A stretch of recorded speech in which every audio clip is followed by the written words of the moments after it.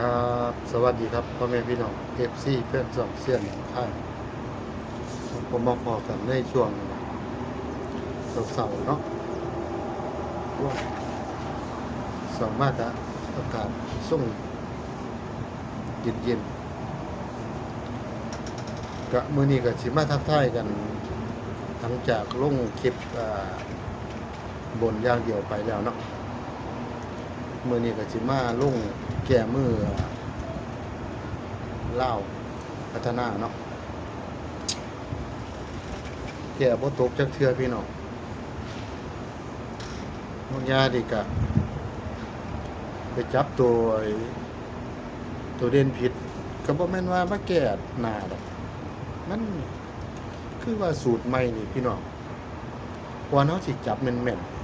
ๆมันวิเคราะห์ออกมาแล้วนี่เฮาเลือกเฮายังบ่ทันเห็นจุดมันออกเฮาก็เลยเลือกผิดเลือกถูกบัดนี้เอามาเฮ็ดใหม่ๆมองออกก็ยังบ่ทันได้มีมันสิอยู่หม้องใดเนาะหม้องมันเคยออกเฮาก็ยังเดาอยู่นะเดาสูตรบัดนี้เฮ็ดไปแน่มันก็สิฮู้อะนะก็เลยจับผิดจับถูกแต่ว่ามันมีทั้งหมดทั้งหลังก็จังว่าโอ๊ยมันสิมาเหลือใจธรรมดานี่มันสิเป็น012ตัวประกบมันก็เป็นไอ้อิหยังเนาะแต่ว่าเข้าทั้งหมดทั้งหลังน่ะมี6มี9อะนะไปประกบใส่กับอัน012มันก็เข้าก็จังว่าโอ๊ยมันสิมีตัวประกบอยู่สองอย่างมันมีตัวเทิงๆกับตัวข้างล่างเสี้ยนก็เลยเอาตัวข้างล่างมันบ่เข้าซะบัดนี้เดี๋ยวสิให้เบิ่งว่าสิให้เลือกเอาตัวใดแต่ว่าเสี้ยนเลือกจับคู่ไว้แล้วล่ะด้านพี่น้องบ่มักมันให้มี3ตัวกันแต่ว่าตัวเด่นนี่มันต้องแม่นเด้คันบ่แม่นก็ผิดเบิดเพราะว่าบัดนี้เฮ็ดเบิ่งแล้วงวดนี้บ่ได้ตัวเก่ามันสิแม่นบ่พี่น้องก็ลองเบิ่งเนาะก็เปลี่ยนสูตรใหม่มันก็ต้อง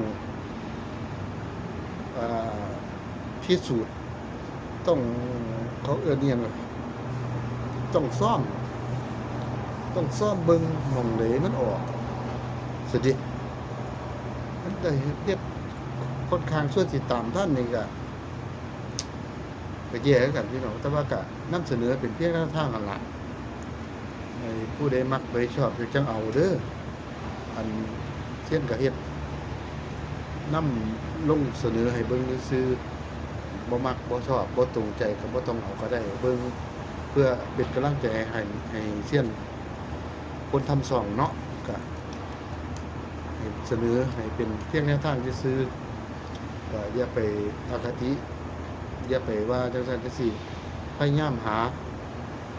มันสุดความสามารถพยายามหามันต้องหลายๆงวดแล้วก็มันไล่ย้อนเบิ่งมันก็สิฮู้ว่ามันออกอยู่หม้องไหนบ่ว่าสูตรบนสูตรล่างสูตรไทยสูตรลาวส่วนสิฮู้ว่าสูตรนี้มันเข้าจังไหนมาจังไดตัวเด่นมันมาจังไดพุ่นนี่พี่น้องบ่แม่นว่าเอาสูตรใหม่มาเปลี่ยนแล้วก็สิเป๊ะๆโลดมันจับเด่นบ่ถูกมันก็บ่ถูกเนาะแต่ว่าไทยกับสูตรไทยน่ะเซียนเนี่ยคิดว่าเห็นหม่องแน่นอนนั่นล่ะก็เอาตามคลิปนั่นล่ะมื้อสุดท้ายเดี๋ยวสิมาตัดให้เนาะเห็นคอมเมนต์ก็คอมเมนต์มากก็ถูกใจอยู่คือสิแม่นก็สิมักเบิดทุกคนนั่นล่ะถูกใจต้องกันอยู่ก็สิเป็นตัวนั้นน่ะล่ะเนาะเดี๋ยวเฮาก็จังมาหุ่มมันใจคลิปเดียวโลดพี่น้องโค้งสุดท้ายเดี๋ยวสิให้3ตัว2หางแล้วก็ตัดท้ายหางเดียวข้างล่างก็จัก2หางคือเก่าล่ะเนาะค่อยเบิ่งว่ามันสิเป็นตัวใดเฮาก็เข้ามาแล้วก็ฝากกดไลค์กดแชร์กดติ ติดตามเพื่อเป็นกำลังใจให้คลิปต่อไปอีหยังมันก็เกิดขึ้นได้หรอกพี่น้องเดี๋ยวก็ค่อยศึกษาไปเรื่อยๆเบิ่งไปศึกษาไปอย่าเฝ้าว่ากับเส้นกับทำหน้าที่สุดฝีมือแล้วที่ถือบ่ถือกะบ่รู้เพื่อนแต่ว่าก็เฮ็ดตามสูตรเบิ่งมันสิเป็นจังได๋งวดนี้เนาะเอาพากันไปเบิ่งหวยครับค่อนข้างสิล่มมื้อนี้มาแล้วเอ้ามันเป็นเลขตัวเก่าไหมพี่น้องมันสิแม่นบ่มันเป็นเลขตัวเก่าเด้อมันก็ได้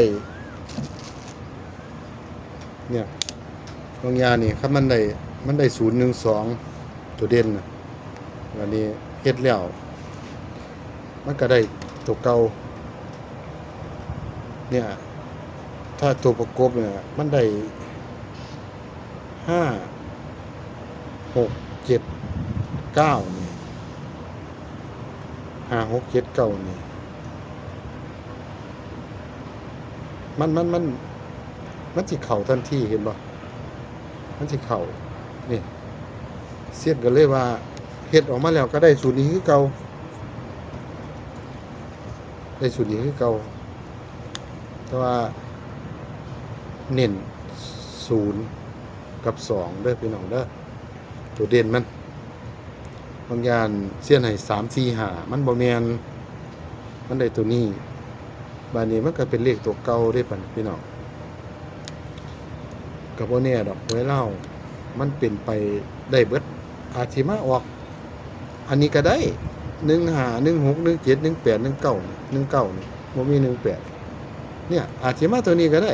หรือสิมาช่วงนี้ก็ได้เนี่ยก็เลยบางอย่างนี่ตัวคูมันเนี่ยมันได้3 4 5มันบ่แม่นมันต้องเอาตัวนี้เนาะเอาลองมึงดูพี่น้องมันสิเข้าอีกบ่เฮ็ดแล้วมันได้ซ้ำนี้ตัวประกบมันก็ได้ซ้ำนี้ล่ะตัวประกบนี่ได้4ตัวประกบได้5ได้6ได้7ได้9ตัวประกบก็เลยมาประกบใส่012เด้อพี่น้องเด้อบ่งงเนาะบ่งงเอาเฮากะค่อยรุ่น2 ทุ่มครึ่งมันสิเป็นจังได๋มันสิผ่านบ่สอบผ่านบ่มื้อนี้เอาพิจารณาเอาดีๆก็มักก็เลือกเอาพี่น้องคันว่ามันหลายเสี้ยนก็บ่ตัดออกดอกเสี้ยนก็จับคู่ให้อยู่ก็ขีดเส้นใต้ให้อยู่50กับ26 70 72 29อันนี้มันเป็นตัวกันดอกแต่ว่าเสี้ยนมันมัก29อยู่เอาตามขีดเส้นใต้ขั้นทุนหน่อยเด้อพี่น้องเด้อขีดเส้นใต้นี่เรียกเอาไปเทียบส้นกับอาจารย์อื่นๆเนาะเอาสุดท้ายนี่ก็ให้พี่น้อง FC แฟนช่องมีโชคมีหมันลำรวยๆสุขผู้ทุกคนครับสวัสดีครับ